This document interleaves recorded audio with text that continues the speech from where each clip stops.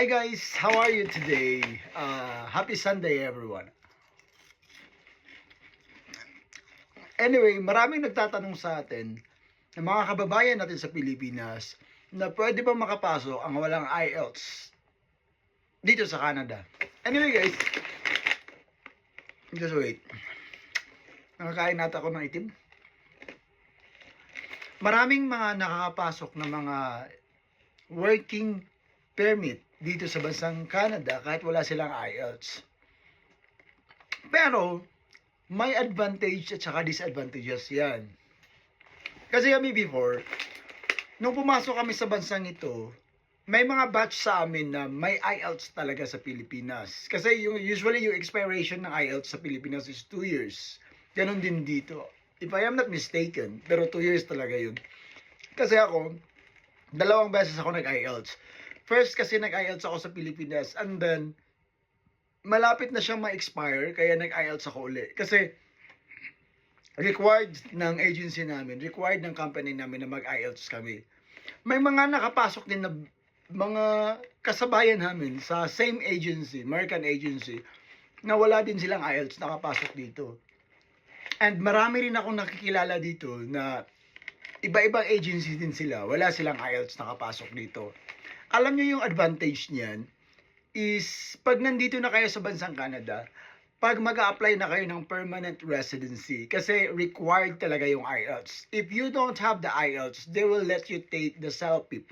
Pag nasa Canada na CELPIP na siya, pag sa Pilipinas IELTS. So kailangan talaga siya na magkaroon ka ng ganun para makapag-apply ka sa permanent residency. So sa mga nakapasok na walang IELTS, yung disadvantage is of course, magre-review sila.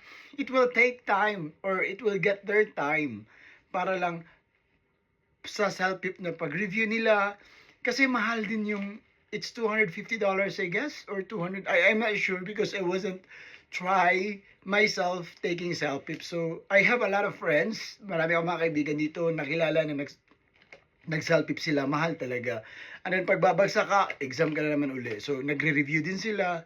So hassle talaga sa mga trabahante dito na dito ka pa mag-CELPIP para sa application mo. Well, in fact, magagawa mo sa Pilipinas kasi wala ka pa namang trabaho pag nag-aantay ka, di ba?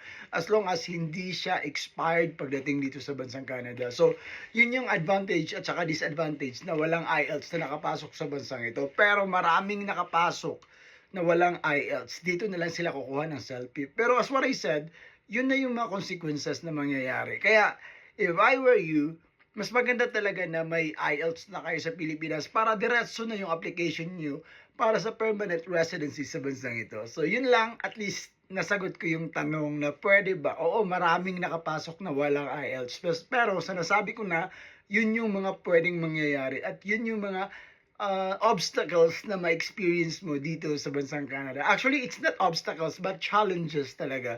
Kasi, di ba sa atin, maraming mga Filipino na magaling talaga mag-English. Pero pag skilled worker ka, alam naman natin expected na pag skilled worker, hindi na complete nila usually yung education nila sa college.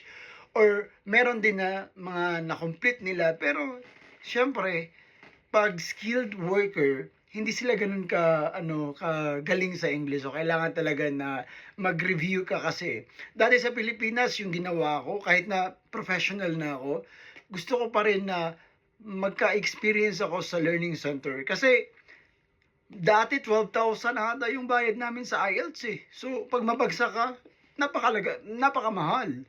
So kailangan sinisiguro ko talaga na isang take ko lang pasado na ako sa band score na kailangan ng bansa kung saan man ako pupunta, di ba? Usually English countries need IELTS talaga. UK, they have their specific UK visa ba yun or UK, as long as basta yun na yun, IELTS usually sa mga English countries. So yung ginawa ko dati, nag-review talaga ako. And then, nung pangalawang take ko na, hindi na ako dumaan ng review center kasi alam ko na, sa YouTube ko na lang siya kinuha. May technique ka na. Yung importante kasi, alam mo yung mga technique, strategies.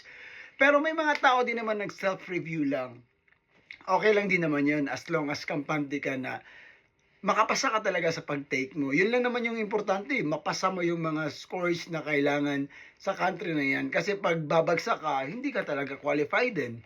So, mas maganda sa mga magte-take ng IELTS, diyan sa Pilipinas, mag-review kayo. At least, ma-experience nyo ano yung way ng examination pag nandun na kayo sa exam na yun, di ba? Mas maganda kasi yung may experience na kayo, kasi hinuhubog nila kayo, expert yung mga nasa center, learning center na yan sa IELTS, para talaga papasa yung mga examiners.